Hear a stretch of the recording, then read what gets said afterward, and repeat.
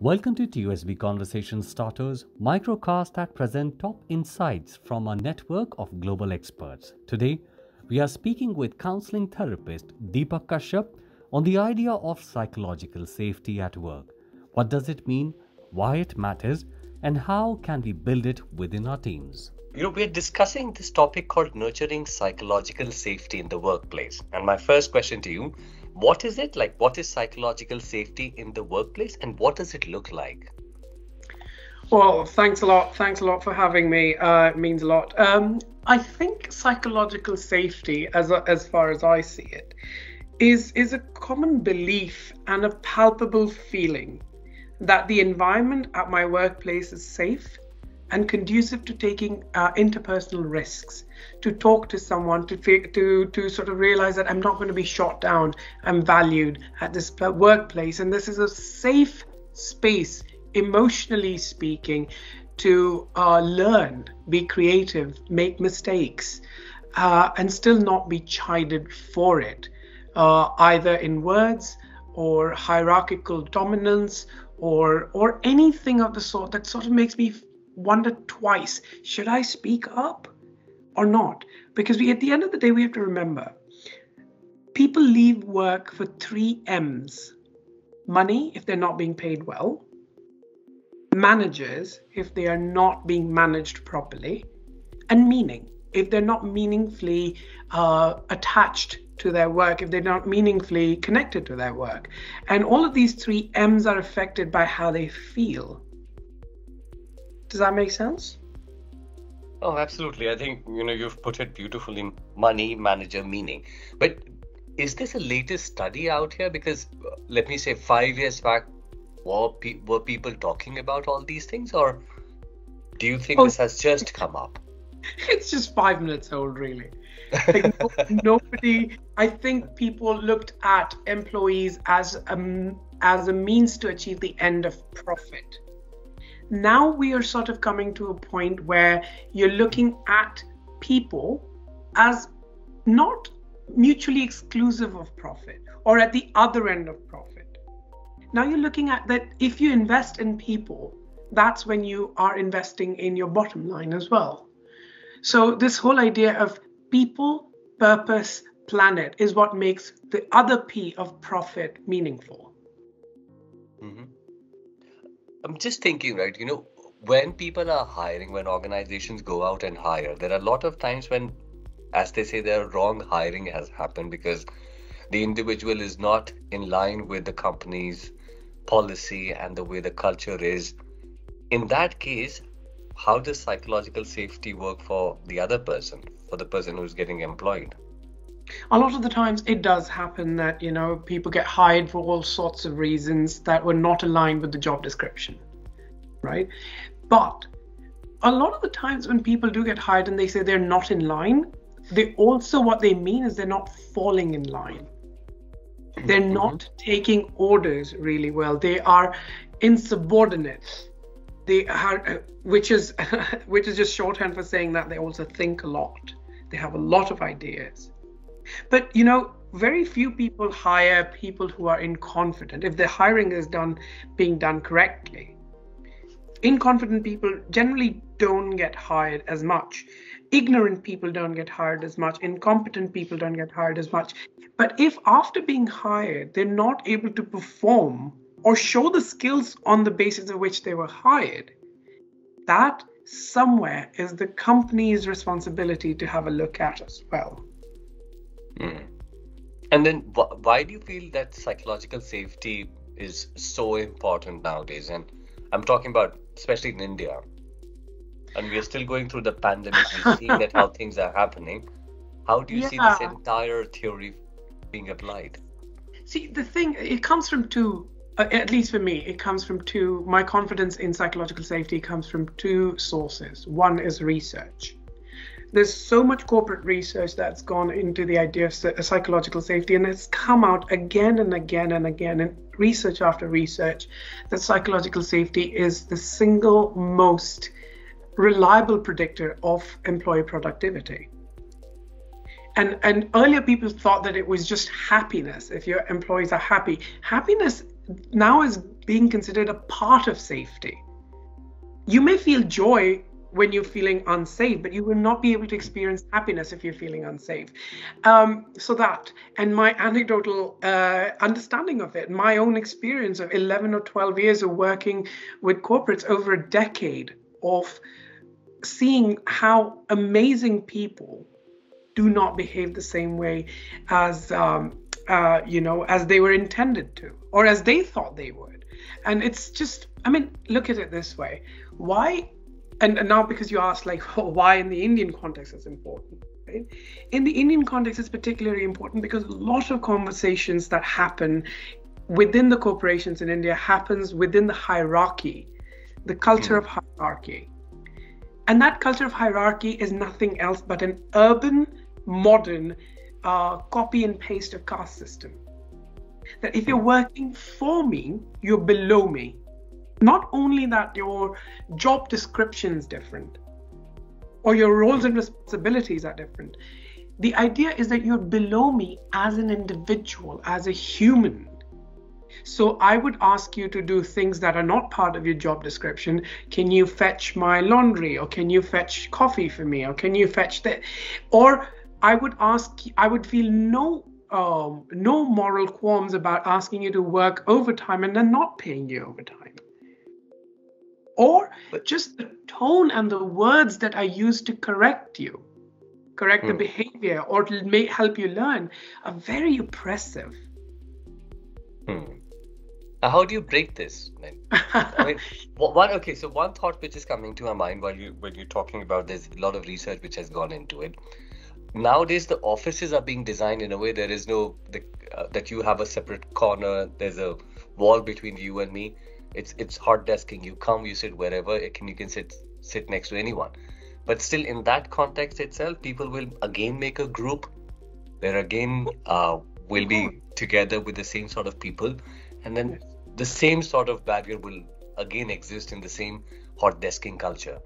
See, the ergonomic design of an office will definitely help break this, but ergonomic designs in and of themselves are not going to do all the heavy lifting. It's a beautiful example that people used to give in India of Delhi and Mumbai, that why the class and caste system exists so much more deeper in Delhi, where somebody would ask you, the first thing that they would do if you're in a conflict is, do you know who my dad is? As opposed to in Mumbai, it seems on the face of it to be less hierarchical, because in Mumbai you have local trains that have been running for more than 100 years, where you could be standing next to a tiffin guy, even if you are working as a senior manager in a company, right? And so that this whole idea of just standing next to each other, standing with each other, does something. But we can't wait for 100 years for that to happen in a corporation. So ergonomics design is a very good place to start, right? But if you end there and you think that all of my responsibilities are done, then that's going to be problematic. So for example, develop a culture in which you send out anonymous surveys about how are people feeling. A survey in which the messenger knows for sure that they probably wouldn't be identified, and if they are identified, they wouldn't be shot. So shooting the messenger, and this whole idea of, this is a lot around introspection. If your CEO, it starts at the top. If the CEO, if the upper management is not egalitarian, it's very hard. It's very hard for everyone else, the lower management, the middle management, and hence like the customer facing or the other business facing people, the client facing individuals are going to receive what the person above them has received. And it's almost like if your CEO or if your manager yells at you day in and day out, whether you are in a hotel or a hospital, you are more likely to instill that fear. It's hurt people, right? If your corporate trauma is not transformed, it will be transferred, and that's important to understand.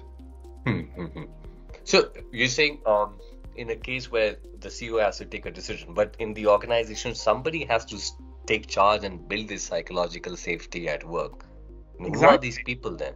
These are the trainers, your diversity and inclusion professionals, your employee experience managers, your employee engagement people. Anyone who looks after the employees have to start training managers as to how to deal with people. We get a lot of training in processes. We get a lot of training in, product. We get very little training in people. So it's not just processes and products. We need enough and more and regular. It cannot be a one-off thing, because a lot of people also think of it psychologically speaking. A lot of people who reach up top have always been ambitious and have always wanted to reach up top, generally speaking. And a lot of ambitious people do come with a certain ego battle of their own. So if you sorry, go on. No. I'm saying, do you have an example in where you can tell a small incident to the listeners? Yes, of course. Obviously, I won't name the company. But, no naming allowed. You can just XYZ. Yeah. Let's just say XYZ of an IT company person. They've just hired this amazing individual who has studied in America and have just come back to Bangalore and is just amazingly bright individual, has been hired. And this individual has lived in America for long enough to imbibe that culture of flat hierarchies, and is being hired. Within 6 months, this person's like, the project that's being started with this company, there are major flaws in that project, and I cannot seem to criticize it. The moment I criticize it, I feel like I'm an outsider. I have no one wants to talk to me, or people yell at me or give me as a silent treatment. My emails don't get answered and such. So what ends up happening is that this person now wants to leave, because this person's talented. They can get a job anywhere they want. So they actually end up leaving, and they're leaving the project midway.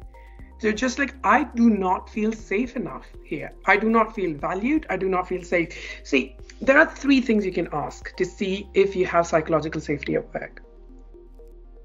Do I feel comfortable in asking for help? Do I feel pure fear and nothing but fear when I've committed a mistake?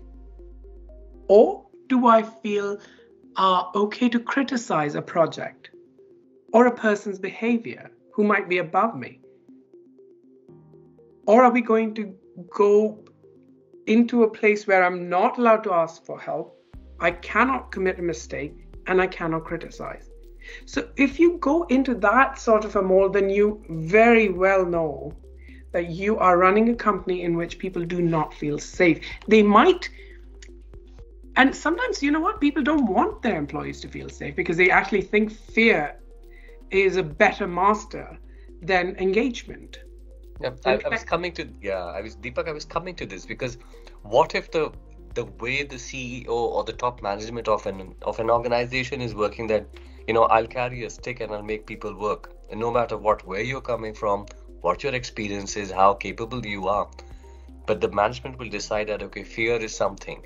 If you do this, you'll be fired. If you do this, these are the repercussions. In that case, your learning and development team will not be able to bring in the diversity and the inclusion and the 3 M's which you've spoken of. How will that happen then? It's not a sprint. It's a marathon, as they say. It takes years to transform a company's culture, because you're talking about culture. I've read in this book written by Jerry Johnson and Devdutt Patnaik together in India, that culture is something that you do when no one's looking. That's part of your culture. That's part of your company culture. That how do I behave when no one's looking? And this is becoming more and more true when a lot of us are working from home. Right? So when a lot of us are working from home, we are having to rely on our feelings about our managers from whatever that little meetings that we have. And we've seen this manager yell and disparage others in front of others, so we don't feel that we can be, then it just becomes an episode of Mean Girls. And you're not necessarily running a company, but you're running a place where you feel safe by being the top dog, and that's the only way you feel safe.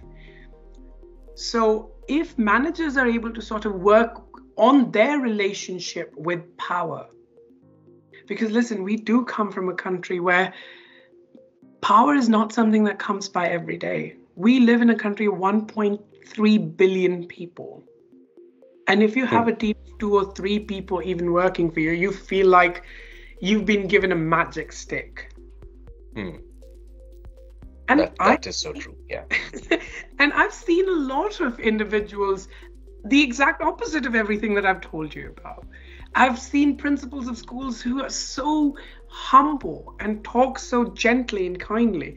Even if you look at the political scene right now, we never praise the leaders who are humble, intelligent, and meek and spoke little. We spoke of leaders who can thump their chest and call them leaders. So the ideals of leaderships that have been idolized have been toxic, masculine, muscle power, not the ones who were, brooding, kind, intelligent, had empathy. Those are not the leadership models that have been glorified in larger cultures.